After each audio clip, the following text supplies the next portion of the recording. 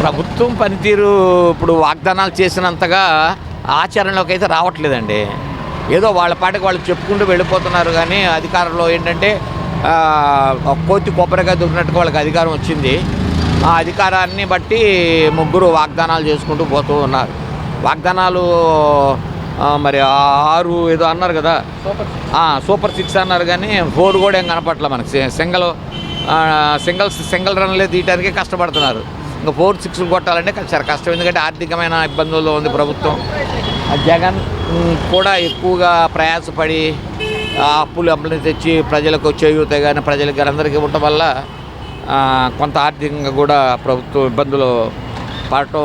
వీళ్ళు ఎవరైనా అప్పు చేయక తప్పదు. ఎందుకంటే రాష్ట్రంలో ఉన్న రెవెన్యూ తక్కువ. మన రాష్ట్రం విడిపోయిన తర్వాత వ్యక్తిగతంగా దెబ్బతింటూ ఉన్నాం. అయితే ఈ ప్రభుత్వం ద్వారా అయితే ప్రజలకు వనగూరిది ఏం లేదు. ప్రకటనలు తప్ప, ఆర్పాటం తప్ప, మీడియా తప్ప, ఏదో ఈనాడు, ఆంధ్రజ్యోతి వాళ్ళకి అనుగుణంగా రాయటం, వాళ్ళని ఆకాశానికి ఎత్తేయటం, కూటమి ప్రభుత్వాన్ని తప్ప ఏమి లేదు.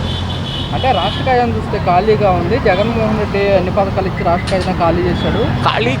ఖాళీ చేశాడు అనటం కన్నా ఇచ్చాడు. ప్రజలకు ఇచ్చి కొంత మేలుకరంగా జరిగించాడు. కొంతమందికి ఆటో వాళ్ళకి చేయూతని, అమ్మఒడి అనేది అని. ఇప్పుడు సంవత్సరం అయిపోతుంది, అమ్మఒడి దొరకలేదు. మళ్ళీ జూన్ నెల అంటారు. ఇంకో సంవత్సరం అంటే ఒక సంవత్సరం ఆగిపోయింది. జగన్న మటుకు ఏకి పారేశారు. రావాలంటేనండి ఒక హిందూ వేస్తే ఓట్లు చాలు. ఒక క్రైస్తవుడు వేయాలి, ఒక ముస్లిం వేయాలి. అటు ఇటు కానివారు, నాస్తికులు కూడా ఓట్లు వేస్తేనే ఒక రాష్ట్రం మెజారిటీ అధికారంలోకి వస్తుంది. అది ప్రజలు వేడంగా చూడాలి. కానీ అది వైపీసీ కార్యకర్తల లేకపోతే ఇంకో కార్యకర్తలా కాదు. ప్రజలకి ఏం కావాలి, వాళ్ళ అవసరతలు అందరితో పాటు సమానంగా చూసి వాళ్ళ అవసరతలు అక్కడ తీర్చాలి.